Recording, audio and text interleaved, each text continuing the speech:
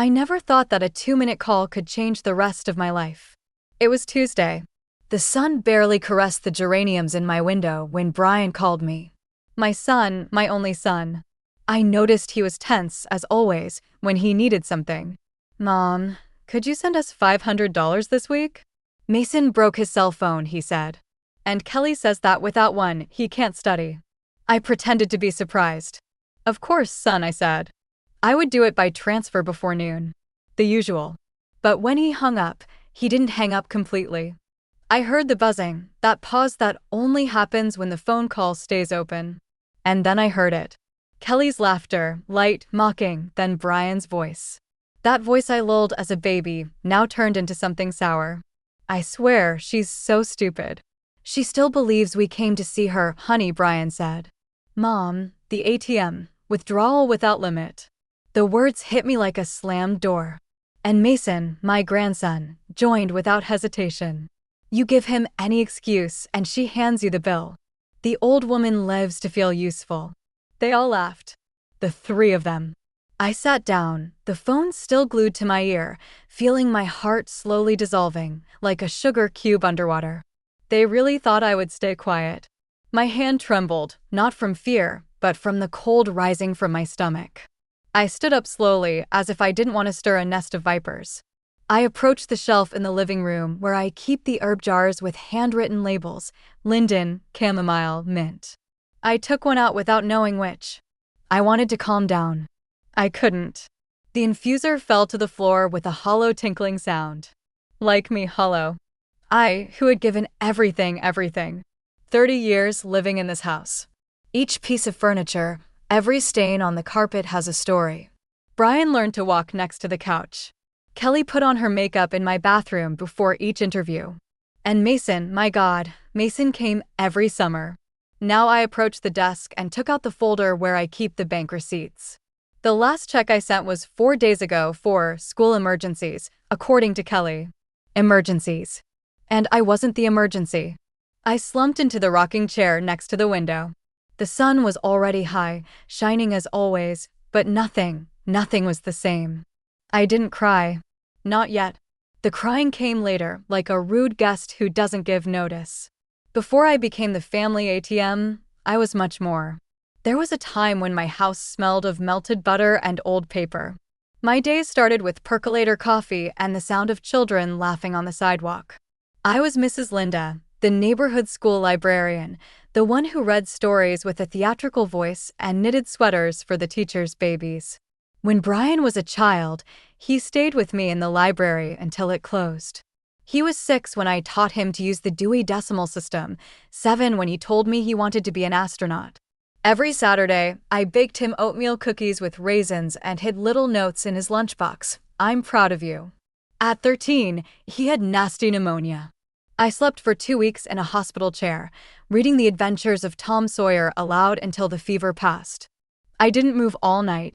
When his father, my Tomas, died of a heart attack at 44, I found myself alone with a high school kid, life insurance that barely covered the burial, and a mortgage that kept me awake at night.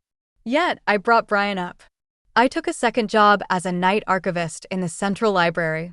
I barely slept, kept alive with coffee and crumbs of hope. When the time came for university, I didn't hesitate. I sold Tomas's engagement ring, the one of white gold with the blue stone his grandmother brought from Scotland. Brian never knew. He only knew his tuition was covered. When he met Kelly, I was all smiles. I opened the door with a peach pie and treated her like a daughter. She said her mother was too critical, that she felt at home with me. It moved me. I never imagined that years later, I would hear her call me an old, credulous woman. When Mason was born, I was there. I took an extended leave just to help them. I changed diapers, prepared porridge, soothed fevers, and sang lullabies. I can't count the times I postponed my own medical checkups to stay with Mason when he was sick. Nor the nights I baked their school cupcakes when Kelly said she was too exhausted.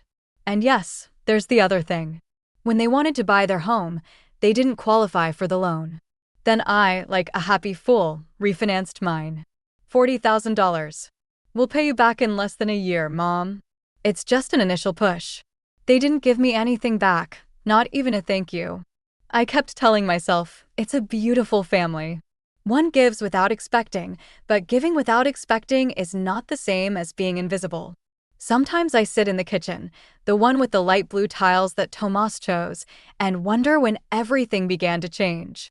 Maybe it was when Kelly stopped inviting me to birthdays and just sent me the gift list by message. Or when Mason, at 14, corrected me with disdain. It's not called Nintendo, Grandma. It's called Switch. You wouldn't know. My heart still had hope, but my body already knew. I felt it in my arthritic hands when I cooked for them, and they didn't sit at the table. I felt it in my back when I carried their bags while they passed by without looking. I was a mother, a grandmother, a caregiver. I was the glue. And yet, today I realize I was the only one trying to keep the pieces together. Now the house is too quiet. Some mornings, I sit in bed listening to the ticking of the wall clock we bought for our 15th anniversary with Tomas. Tick, tick, tick. Every second resonates like a drop of what I no longer have. My birthday was last month, 74 years old. Brian didn't call. Neither did Mason or Kelly. She did send a message. For words, happy birthday. No news. Like signing an invoice. I sent them cards too, always with a bill inside. For your books, Mason. For a treat, Brian. For a cup of coffee, Kelly. Though I know they don't even read them. Sometimes I cook like before, out of habit. I made a lemon cake last week and took it to their house, warm, wrapped in a towel. I received a note on the door. We're not here. Leave whatever in the mailbox. Whatever. I left the cake and never knew if they ate it. They didn't return the mold. I have become a shadow that brings food and leaves, a lady who sends money as if that would buy affection. And I realize, with my soul tight, that I have been trying to buy love with checks for years. On Sundays, I used to dress in my best blouse and wait for their visit like someone waiting for a miracle. Now, I've only dressed up just in case. Just in case they ring the doorbell. Helen, my neighbor, sees me from her garden. Sometimes she greets me with her coffee cup in hand. I smile at her, but without showing my teeth. I'm not ashamed of my loneliness, but I am ashamed of how I fed it. I have a photo album on the living room table, open to the first day of school page for Mason. Me, crouching, hands on his shoulders. He's 5, with his dinosaur lunchbox. I remember he cried when he entered the classroom. I stayed in the hallway all day in case he wanted to leave. Now, when I write to him, he just responds with emojis. The silence has taught me things that habit hid, like that moment when you stop asking why they don't call you and start wondering why you keep calling. I've gotten used to eating alone. Sometimes I set 2 place settings, as if the act would invoke company. It doesn't, of course, but it calms the anxiety of empty cutlery. My nights are long. I sit on the couch with my chamomile tea, the one that always helped me sleep. Sometimes I turn my wedding ring, already loose on my finger, not because of thinness, but because of loss. Love, when it cools, also shrinks. The drawers have Mason's drawings, still in crayon. One says, "Gran, I love you to the sun." Now he doesn't even answer my messages. I used to think that if I had been better, they would have wanted to stay, but giving without limit only teaches others to leave without guilt. Now I know. The first signs were there. They were always there, but I didn't want to see them. They started small, like invisible cracks in a favorite mug. A careless word, a fleeting glance, a forgetfulness that hurt more than it should. I remember an afternoon in March, not so long ago, when Brian called me with a hurried voice. "Mom, I need you to transfer $250 today. It's for Mason. He needs a laptop for school." Without asking, I said yes. Not because I didn't know something was wrong, but because my impulse was always the same, to solve. But that same night, while looking in my wallet for the card, I accidentally opened a forwarded voice message from Kelly. "Don't worry, we tell her it's for Mason." That makes her fall for it every time. I stared at the screen as if my eyes could change the message's content. I listened to it 3 times. 3. Anger sat behind my molars, mute, vibrant, but I said nothing, neither then nor later. I thought, maybe it was a misunderstanding. That maybe cost thousands of dollars over the years. Another day, I was in line at the bank and saw a Venmo request, $50 for a dinner with Mason's friends. At first, I smiled. I thought it was nice that he considered me. But when I wrote to ask how it went, he didn't respond. Not a thank you, not even an emoji. When I called him, he answered in a dry voice. Grandma, it's not a big deal. It was just something with friends. Why does everything have to be so serious with you? He hung up without waiting for an answer. Kelly called me crying once. Her mom was sick, she said. They didn't know how to pay for a night nurse. My stomach turned because Kelly's mother never liked me. She once said my house smelled like old people's soup. But I still transferred what I could. 2 weeks later, I saw them on Instagram, dining at an expensive restaurant. Mason posed with a sushi platter bigger than his head. The caption read, "My queen deserves the best. #night out, #grateful." It took me days to gather the courage, but one Sunday afternoon, I asked Brian if everything was okay with Kelly's mom. He replied without looking up from the TV, "Oh, she's better. Don't worry." As if I were an automatic account that needed no explanation, just vague reasons. I started keeping a record, not of numbers, I already had those in online banking, but of attitudes. Each slight, every excuse, every word not said that weighed more than a slammed door. Brian no longer called to tell me about his life, only when a bill was due. Kelly avoided my eyes at family gatherings. Mason hasn't written to me since last year, except for payment requests. And I was still there with my notebook and my faith intact, noting every broken promise like someone who still believes in fairy tales. My neighbor Helen, with her unvarnished honesty, let slip one day while we were pruning the rose bushes. Linda, if every time someone calls you, it's to ask for something, when was the last time they asked how you are? I didn't know what to say. The signs were there, but one doesn't want to admit they're being used. It's easier to think there's still some affection beneath all that interest. But I'm no longer the same woman who made cookies to beg for attention. I'm starting to see, and what I see doesn't please me at all. On Mason's graduation day, I woke up at 5 in the morning to the singing of robins outside, just like every spring. I made strong coffee, not the decaf of sleepless nights, and checked the cake box for the 5th time. It was his favorite, red velvet with cream cheese, topped with fresh strawberries. I made it every year for his birthday, but this time it was special. His high school graduation, a unique moment. I drove 2 hours, dodging traffic. I stopped at a cafe to use the bathroom. I checked the cake with every bump, as if it were a crown. I arrived at the auditorium 20 minutes before the event. The sun was high, and I felt foolish for wearing a sweater. I looked up their names on the guest list. I wasn't there. "Don't worry, ma'am," said the young woman at the entrance. "You can sit there, next to the emergency exit. The last row." From there, the mortarboards were barely visible. But I stayed because that's what grandmothers do, they stay. After the ceremony, the students came out in droves, laughing, hugging. I held the cake like a sacred offering. I saw Mason with his group, taking photos with a drone, laughing with friends. As I approached, his expression changed. "Grandma, we didn't know you were coming," he said. Kelly was at his side. She faked a smile but didn't bother hiding her annoyance. "We didn't see you on the list," she said, as if that justified everything. "It doesn't matter," I murmured. "I brought something for you." I held out the cake. Mason looked at it, took it with one hand. "Oh, thanks." He was turning to return to his group when I placed my other hand on his shoulder. "And this is for you too." I took out a white envelope.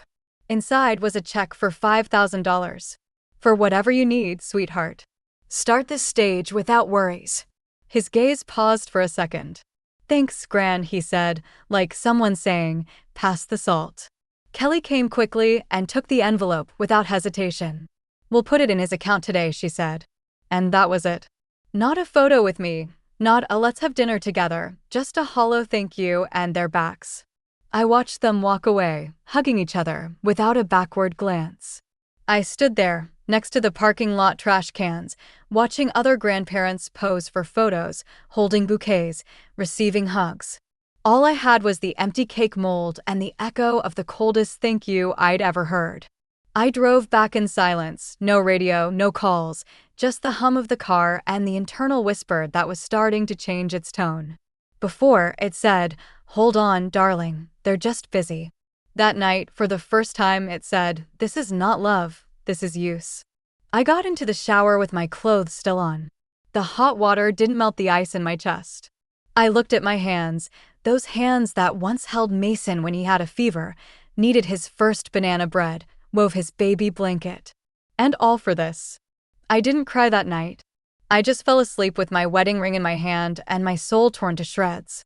That night, I replayed the call, not by accident, not because the phone was still connected. This time, I searched for it on purpose. In my call log, there it was, Brian, for 2 minutes. I played the audio. I sat in the rocking chair and heard it all again. "She believed it," Brian said with a laugh.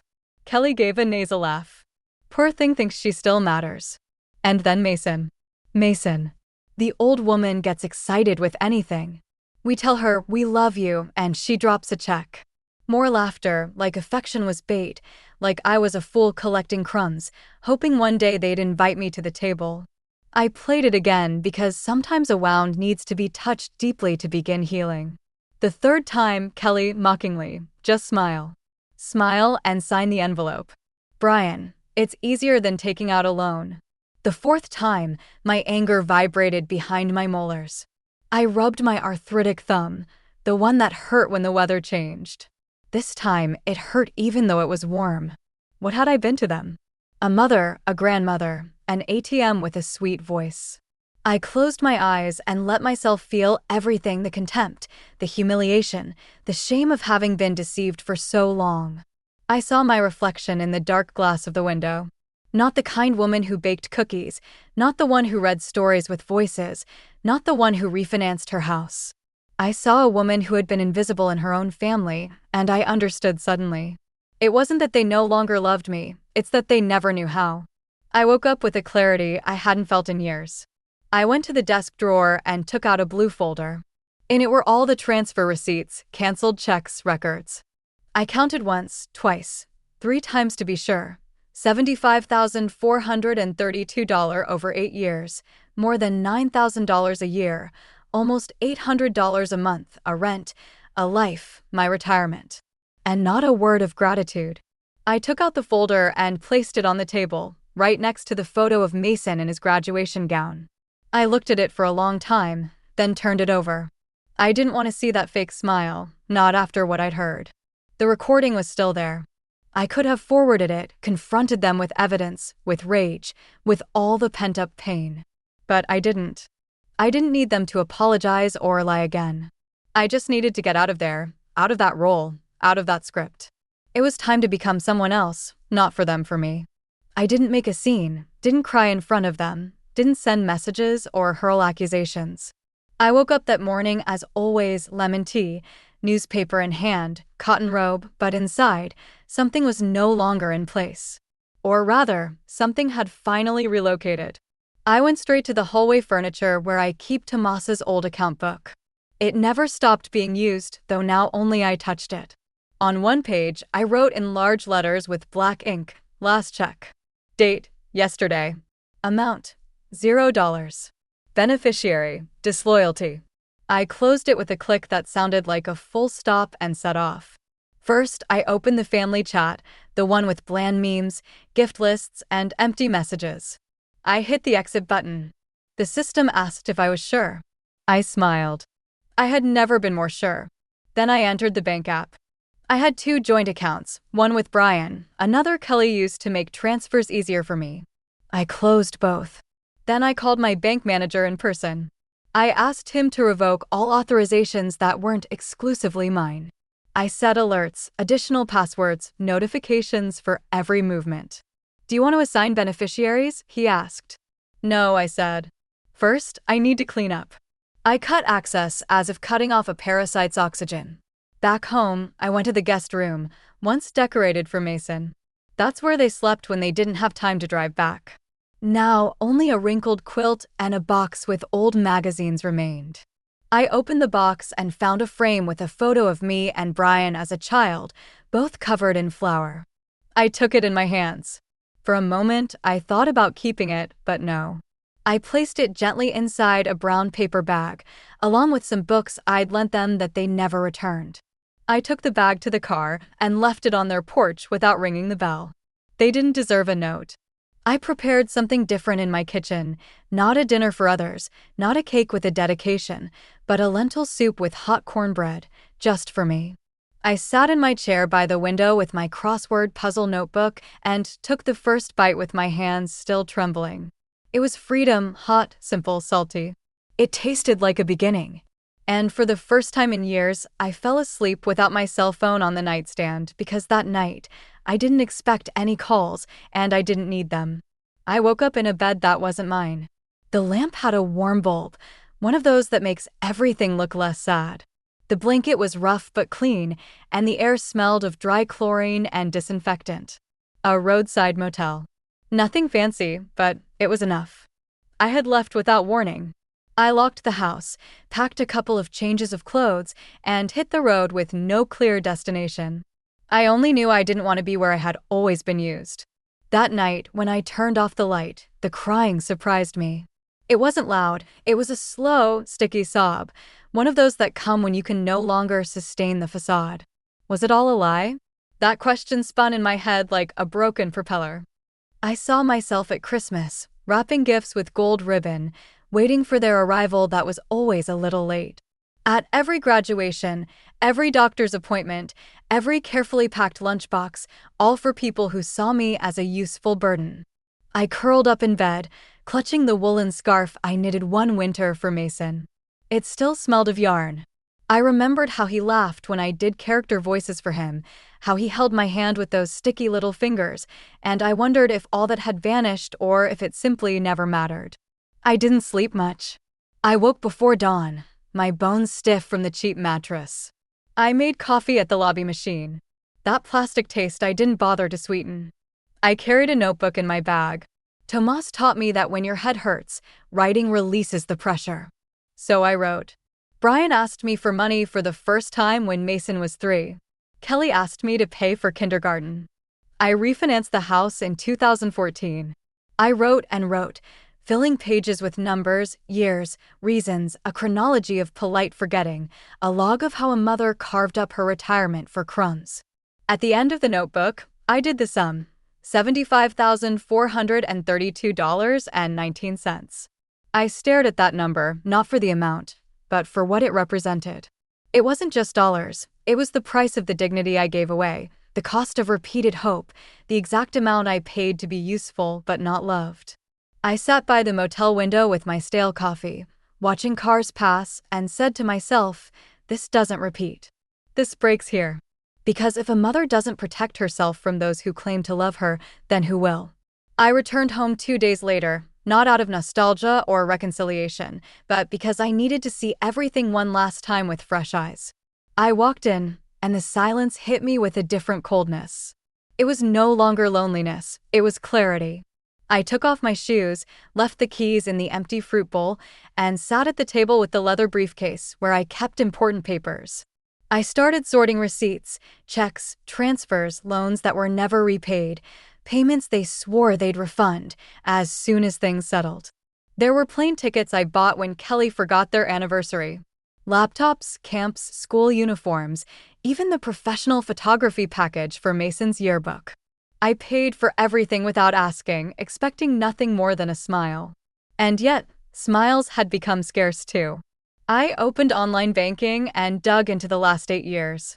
The numbers spoke to me like never before, dates, amounts, descriptions. It was a museum of abuse disguised as help. There were the times I sent money to Mason on a Friday night, and the next day, I saw him with new shoes on Instagram. There were the $200 a month I sent for 5 years to cover therapies that never existed. I realized the pattern was clearer than the ink on the bills. They gave excuses, I solved them. They stayed silent, and when they didn't, they lied not once, not by mistake, but systematically, a system I helped build. It was then I understood, really understood. I wasn't just a victim of their disinterest. I was complicit in my own exploitation because every time I made excuses instead of setting limits, I taught them to ask for more. Every time I tolerated laziness with a smile, I confirmed I was there to give. Always give. I didn't put a price on my time or my love, so they didn't either.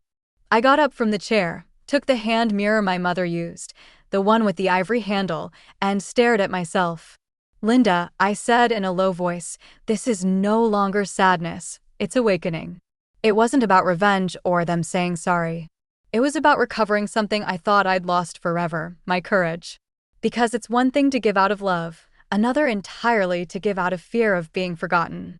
And I was no longer afraid. Helen showed up the next morning without warning, as she did when she knew something wasn't right. She brought a pot of barley vegetable soup wrapped in a checkered cloth that smelled of dry bay leaves and home. I made extra, she said, knowing full well I hadn't cooked in days. She sat me down and served the plates as if we were back in the days when we took turns bringing desserts to school or babysitting each other's kids. She didn't ask right away, she just looked at me with those slanted eyes that had seen me fall more than once. She waited until I took the first sip. Then she said, in a calm voice, without drama, how long has it been since you cried in front of someone? I couldn't hold back. The spoon trembled between my fingers. The steam from the soup mixed with the knot in my throat. I heard it, Helen, I said. At 3, Brian, Kelly, and Mason talking about me as if I were an ATM, laughing. She didn't frown or act shocked. She just nodded once, slowly, with pain but no surprise. I always told you, she said, but it's not the same to know it as to hear it. I leaned my elbows on the table and covered my face. I felt her knobby fingers on my wrist, her thumb rubbing small circles, a simple gesture, an anchor. I thought it was love, I rasped. Helen sighed. Of course you thought that, honey. Because you do know how to love. I told her everything. The loans, the invented laptop, the graduation cake, the folder of papers, the $75,432, all of it. Helen didn't interrupt. She just listened with the patience of someone who's seen her friend turn the other cheek for decades. When I finished, she passed me a napkin and said, Linda, you're not crazy, you're not exaggerating. You're just seeing with open eyes for the first time. Her words were both balm and a slap because she was right. I wasn't losing my family, I was losing the fantasy that I ever truly had one. That night, I went to bed with the phone off. Helen left a flashlight by the bed, just in case the power goes out, and a packet of salty crackers in case I woke up nauseous from so much truth. And for the first time in weeks, I slept without jolts, without waiting for a message, without checking the mailbox, without justifying anyone, because I now knew I wasn't alone, just in bad company. The first thing I did was look for the will. It was in the safe, along with my wedding photos, my librarian diploma, and the hospital bracelet Mason wore at birth. That paper, written over a decade ago, still said everything would go to Brian. In case something happens to me, I had told him then, for him to take care of. But now, seeing his name as the sole heir made me nauseous. Take care of what? Keep charging me until the end? I put on my glasses, took out a pen, and marked that will with a single word in red, null. The next morning, I went to the law firm where Tomas and I had once drafted a power of attorney. The secretary greeted me with a smile. We haven't seen you in years. I told her I wanted to talk to someone about a new will. Not for later, I clarified. For now. They assigned me a young lawyer with her hair tied back and a firm gaze. I told her everything without crying, without pausing. When I finished, she asked, Have you thought about who to leave your assets to? Not my son, I said in a voice that surprised me with its confidence. My husband's stress killed him. My grandson forgets me, but the library I dedicated my life to still has leaks. The lawyer looked at me silently, then smiled. So let's create something that lasts. That's how the Tomas Fernandez Scholarship was born, a fund for young people without resources, especially older women who want to finish their studies. My name wouldn't be in the ads, I didn't need it to be. But at the bottom of each acceptance letter, a note would say, thanks to a woman who believed in books and second chances. And for the first time, my money would do something without anyone lying to get it. Then I went to the bank and asked to freeze all joint accounts, cancel secondary cards, and open a new account in my name only at another branch. The manager looked at me with raised eyebrows. All this at once, pretty lady? Do you know what's going on? I told her, adjusting my bag. I got used to giving permission without knowing to whom. That's done. I showed her the list of suspicious transfers dates. Do you know what this is? I asked. A woman waking up. That night, I wrote a letter, not to send, but to read aloud and then burn. Brian, I'm no longer the mother who says yes because she fears being alone. You taught me my value when I put it on discount. Kelly, you were never my daughter. Mason, you were my son, but even the son can become a shadow if not cared for. From now on, the door is closed not with a key, with dignity. I burned it in the kitchen sink. The ashes went down the drain along with years of accumulated silences. The plan was done, and finally, so was I. The phone started ringing 3 days later. First, it was Brian. The number didn't appear as usual, maybe a new number or a borrowed phone, but the voice was the same. Mom, are you okay? I got a bank alert. Some restricted access. It's probably a mistake. Call me as soon as you can. I didn't answer because the mistakes had been mine for years. Then came Kelly, a voice message, this time broken, tearful, forced. Linda, we're sorry if something we said was misinterpreted. Sometimes we say nonsense, joking. We love you so much. Could you please answer, please? I sat there, turning my wedding ring on my finger. I remembered when she said I was the best mother-in-law in the world, the same one who left me in the last row at graduation.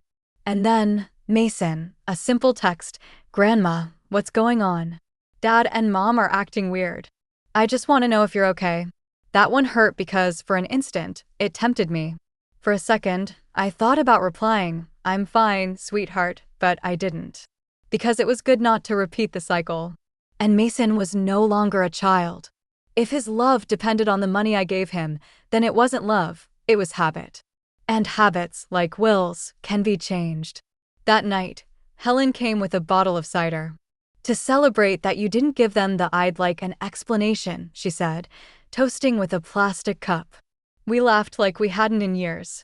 We served hot soup and played Scrabble until midnight.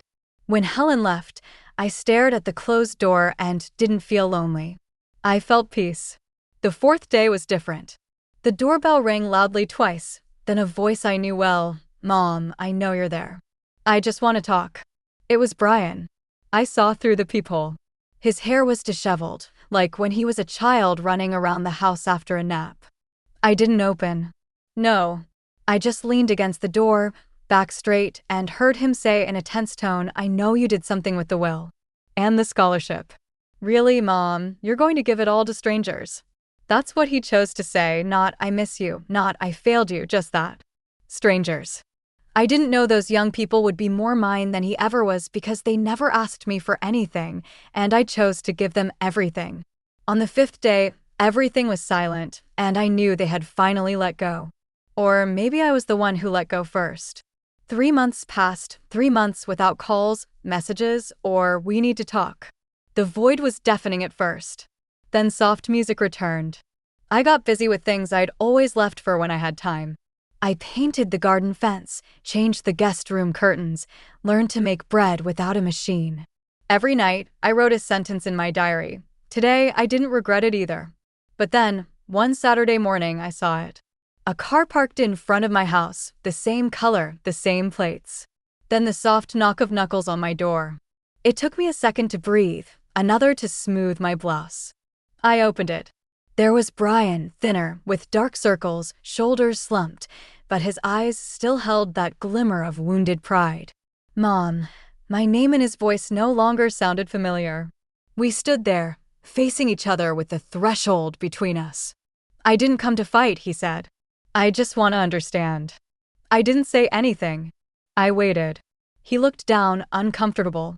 You really cut us off from your family like that? I looked up straight. I didn't cut you off. You decided I was only worth what I gave. It was a mistake, he said quickly. A bad joke. We didn't know you were on the line. Oh, right, I said, crossing my arms. If you hadn't been overheard, everything would still be the same. He looked at me, swallowed. I just want this to go back to how it was before. I tilted my head gently. Before I was called an ATM? Before the lies, the deceptions, the laughter behind my back. Brian raised his hands, frustrated. You're my mother. You have to understand we were stressed. And you have to understand, I said calmly, icily, I'm not for sale. Silence. He took a deep breath, as if he still expected me to hug him, forgive him, offer hot soup and a check. But I didn't. I learned something, Brian, I said. Sometimes, you need to close the door to stop bleeding. He put a hand on the frame as if to stop me. Mom, I showed you what love was, he said. I replied, and you taught me how much it was worth to you. Thank you for that lesson.